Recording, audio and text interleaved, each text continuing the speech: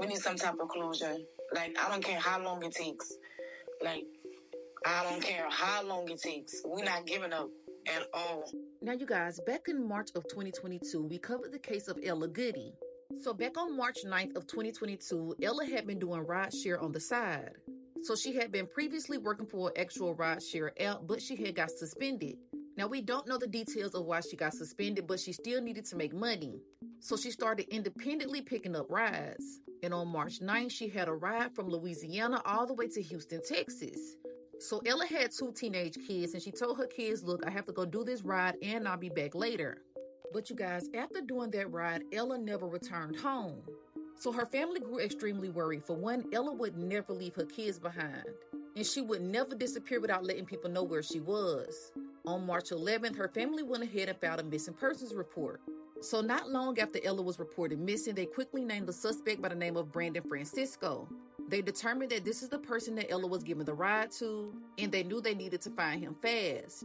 So on the day that she gave him a ride, police did review traffic cameras. They saw her car going to Texas, but they did see the car coming back 12 hours later. But y'all, there was still no sign of Ella anywhere. So even though they named him a person of interest, they were still looking for Brandon Francisco, and on March 25th, they ended up finding him all the way in Missouri. So y'all, they arrest Brandon because they know he has something to do with her disappearance. And then they find her black Audi also in Missouri where they arrested him at. Now y'all, a little background about Brandon. He has a very big, long, extensive criminal history. It's being said that he served 10 years for the attempted unaliving of his ex-wife, and he was already wanted in a 2018 shooting.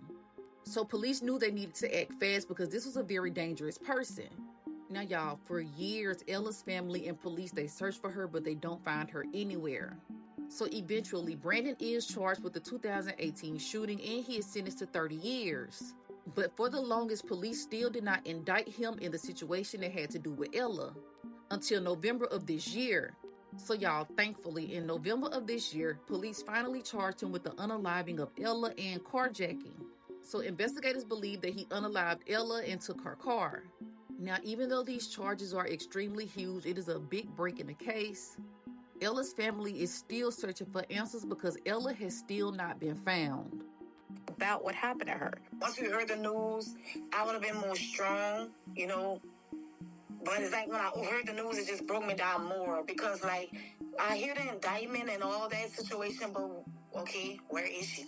Now, although I feel like the indictment is a step in the right direction, this man should have been off the streets a long time ago.